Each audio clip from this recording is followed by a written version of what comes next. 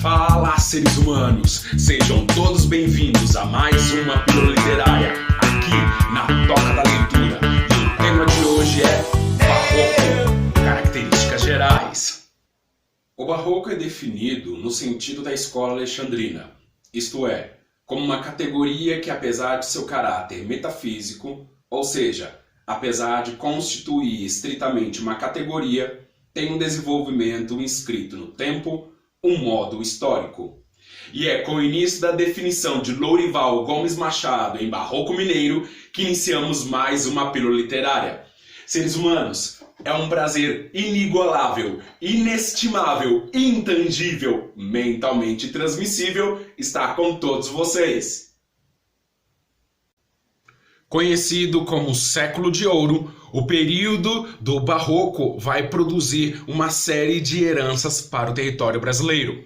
Destacamos principalmente nas cidades e nos estados do Rio de Janeiro, nas cidades de Minas Gerais como Diamantina, Ouro Preto, Mariana, Sabará, em Pernambuco e Salvador.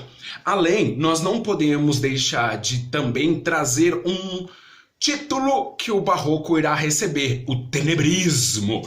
Este vai ser uma perspectiva que será absorvido pelas artes plásticas, principalmente por conta do trabalho de claro e escuro em suas composições. A Companhia de Jesus, que irá trazer a Santa Inquisição, principalmente para o território brasileiro, mesmo porque nós sabemos que na Espanha inquisitora e em Portugal ela vai ter uma atuação completamente diferente, talvez até mais poderosa do que aqui, mas também terá suas garras na caça às bruxas no território brasileiro, dando-se como uma reação ao classicismo do século XVI ao século XVII. O Barroco ele vai surgir na Itália, entretanto vai ter o seu desdobramento por quase toda a Europa, tendo como fortes representantes a Espanha, Portugal, e Portugal, por sua vez, trará para o Brasil. Junto com essa perspectiva sociológica. Por que sociológica? Porque ela vai tentar produzir uma ideologia nos habitantes aqui do Brasil colônia, nesses territórios onde estão se formando os centros urbanos, de maneira a maturar, a amadurecer o poder da Igreja Católica neste território. Por que amadurecer este poder? A Igreja está sofrendo uma grande ameaça. O protestantismo, surgido lá ai meu Deus, da onde que é o Lutero? Na Alemanha. Vai colar as 95 teses na porta da Santa Sé, instituindo aí, então, o protestantismo. Obviamente que não é somente o Lutero que irá fazer isso. Não podemos esquecer que num período muito semelhante, rei Henrique VIII, casado com Catarina de Aragão, tenta romper com seu matrimônio para casar-se com Ana Bolena, que por sua vez será mãe da rainha Elizabeth I, a Virgem, que nunca casou. Para fazer isso, o que ele faz? Rompe com a Igreja Católica, institui uma nova formação religiosa, o calvinismo. Estamos vendo aí, então, a Igreja Católica pulverizando o seu poder e perdendo comando sobre o nepotismo monárquico. Então, o Barroco vai ser, na verdade, esta reação também a este período. O Barroco, além dele ser um contexto histórico, uma atuação social, política e cultural, ele também é uma reação ao protestantismo. Elementos essenciais para serem observados nas artes plásticas: a arte passional, a religiosidade medieval, os extremismos no sentido dramático de fato, um sentimento de antagonismo principalmente entre fé e pecado, um encher de olhos, muita grandiosidade e também uma irregularidade, porque o sentido do Barroco é romper com tudo aquilo que havia sido produzido no Renascimento, ou seja, a retomada dos princípios clássicos greco-romano, no qual você tinha a harmonia, a regularidade. Agora é tudo irregular, numa proporção de encher os olhos e causar tanta admiração, tanta catarse para aquilo que se vê, que acaba sendo afetado, espalhafatoso, e espalhafatoso em todos os sentidos, não apenas no sentido que nós vemos. São várias obras plásticas que nós podemos entender isso. O primeiro que nós gostaríamos de chamar a atenção para essa dramaticidade que o barroco possui é a decapitação de São João Batista de Caravaggio. Vejam neste quadro, você tem uma cena onde tem focos iluminados, principalmente na cena da decapitação.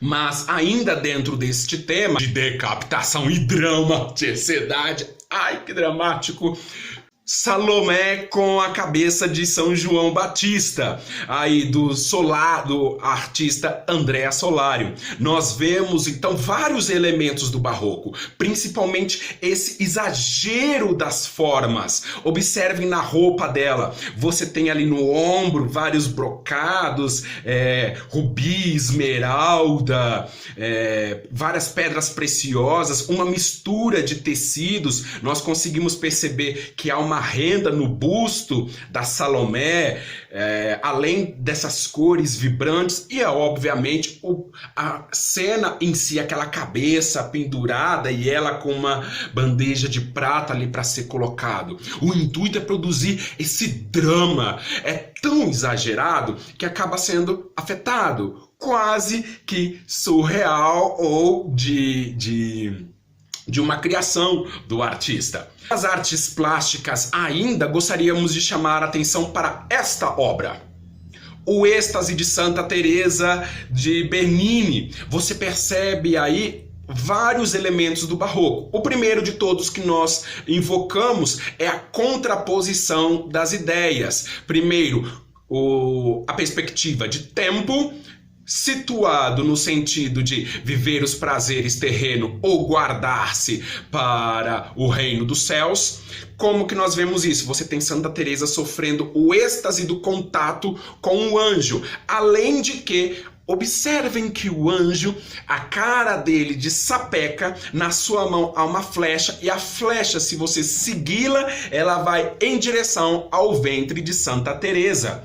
Outro elemento também é esse exagero nas formas. Olha a irregularidade, não tem uma linearidade nessa composição dessa estátua, mas você tem uma desproporcionalidade. É como se ela estivesse flutuando ali com aquele tecido e o anjo segurando bem suave nas vestes dela. Atenção, seres humanos, para as 5 características essenciais do movimento literário. A quinta característica que chamamos sobre o barroco é um movimento estático. Se você prestar atenção, as obras de arte, as esculturas e as pinturas do período barroco, eles são estáticos, mesmo tentando representar um movimento. Parece que o autor literalmente quis tirar uma foto daquele momento e registrar na sua obra. É por isso que chamamos então de um movimento estático na arte barroca.